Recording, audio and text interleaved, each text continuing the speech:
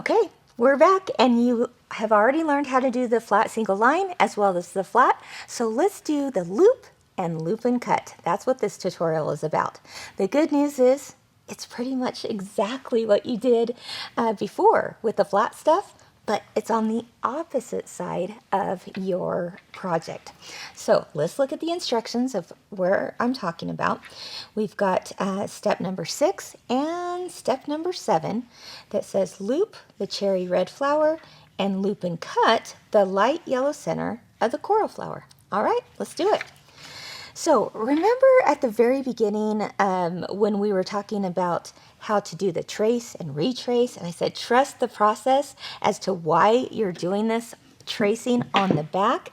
This is for that point in time. When it says loop or loop and cut, that means you have traced it on the back. Why did you do that? Because you're actually going to stitch your project from the back side, thus creating loops on the front side. You're going to love the way this looks with all the different heights, dimensions, and textures. So let's turn it to the back side because we're first going to do the loop on this red flower. And remember, this little circle area is where our button is going to go, so you don't want to stitch in that area. All right, so to do that, guess what what stitch we're gonna do? We're simply keeping to the flat stitch on the back side, which creates the loop on the front. That's why we call it the loop. All right, so let's start here, and I'm gonna press my needle down all the way to the bottom of the base, as we know, and I'm gonna have a tail. But unlike before where we needed to move our tail to the underside, we are already on the underside. We are already on the backside, right? So just keep it there. There's no need to pull it to the other side. We're on the backside. We can just leave it there.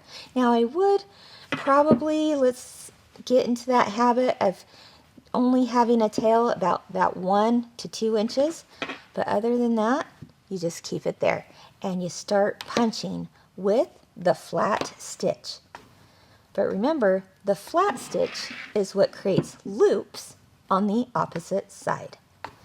So just like you did before with filling in that flower, the coral flower that we did in the previous video, I'm going around and I'm just stitching at the perimeter of around the perimeter of the flower, I should say. And continue that process so that it now creates the loops on the front. Don't you love that? Oh, that is so darn cute. All right, let's continue this. Once again, don't forget the tip of keeping this yarn always loose.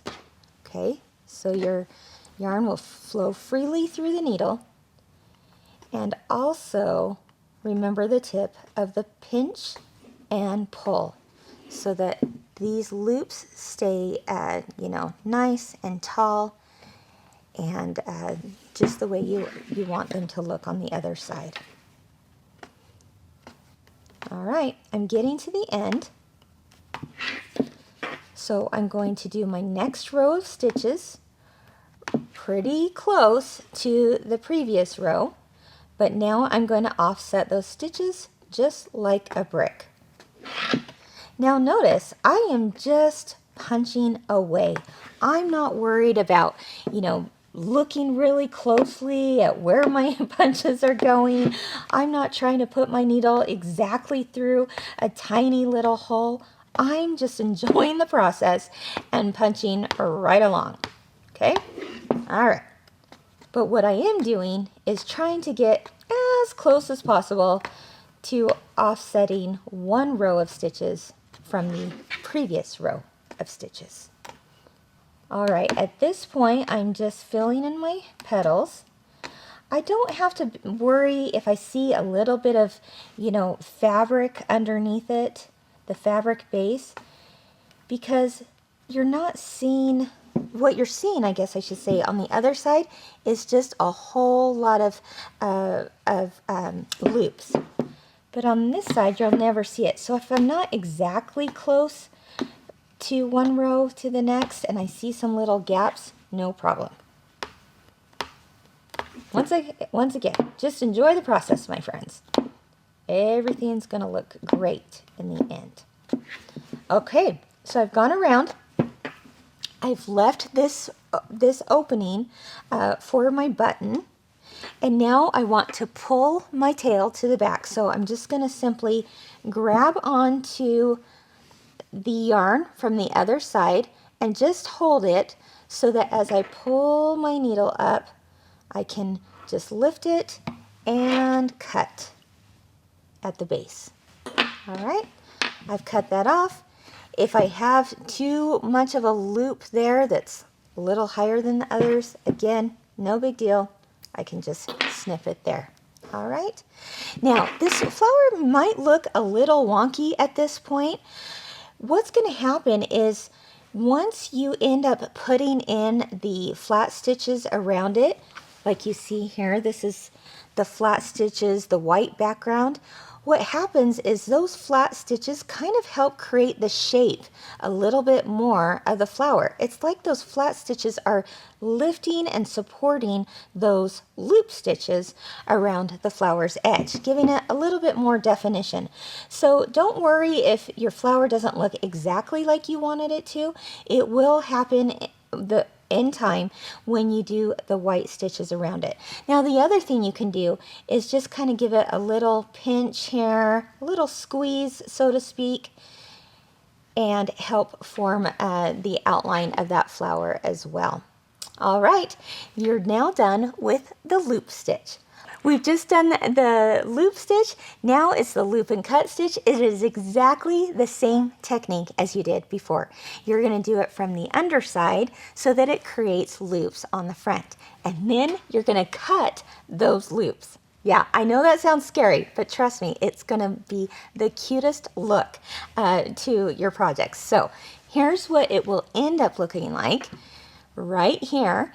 And I don't know if you can see the texture so well, but it's like a shag rug almost. And it just gives a whole nother pop of dimension to your project. So let's go ahead and do that. We are on, let's see, let's go back. We are on step number 7, which is loop and cut the light yellow center of the coral flower. Now remember, because it was loop and cut, we traced it on the back. So I'm going to turn that over, and that's where it is. Now in the instructions, you would actually do this portion first and then the flat stitches, but because we skipped ahead for a moment, then that's why you're seeing this right here. In any case, this is the area you're going to fill in with flat stitches right here, but because you did flat on the back side, it creates the loops on the front. All right, so let's go ahead and get started. Okay, I finished my last stitch.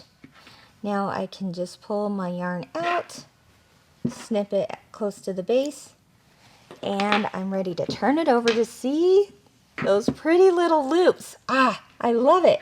And you know, I certainly could leave it like that as is because the loops are pretty darn cute. But I want to do a new technique and show you a new technique to create more of a shag-like surface.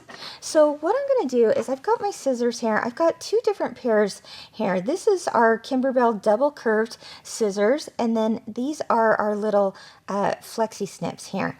And I like to actually use a combination of both, and I'll show you why. Here I'm actually going to cut across the loops. Yeah, I'm cutting off those loops. Now you don't have to go really too deep because you still want some height to them, right? But it's almost as if you were cutting one loop at a time. But to save you from the painstaking method of cutting one loop at a time, I'm just going to take these double curved scissors, and because they have a nice curve here along the bottom, it's not going to get caught in your loops, and I can just trim across, cutting off the tops of those loops. It's as if I had cut them one at a time, but I saved myself a whole lot of time by just trimming it across. But now I want to give this little area some shape, right? And I can just brush those aside. There we go. And out of the way. But to create even more shape along this, I'm going to take my little flexi snip scissors, and they also have a curved bottom edge here, and they get in nice and tight to these areas, and I can turn them at an angle and just shape my little area so that in the end it's just going to have some definition to that area and just look really, really cute. So snip, snip, snip. Right. Now I'm going around here, giving it a little trim, and I have a whole lot of fuzzies. So I can certainly shake those off, right? But if they're still there and I'm having a hard time with them, that's when I'm going to get out my Kimberbell paper tape, right, to the rescue. And I can just lift those little fuzzies right off of there. I will more clearly be able to see my shape and where I need to perhaps trim it a little bit more. And have a clean area to continue the process. Have fun with this. Don't stress too much about it.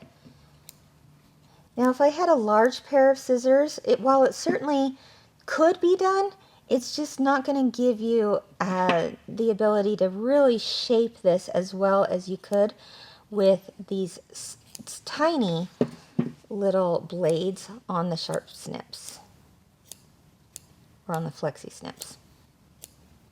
Okay, all right, shake it off.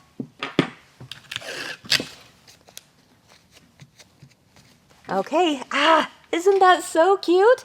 Enjoy the process of doing both loop and loop and cut stitches on your punch needle project.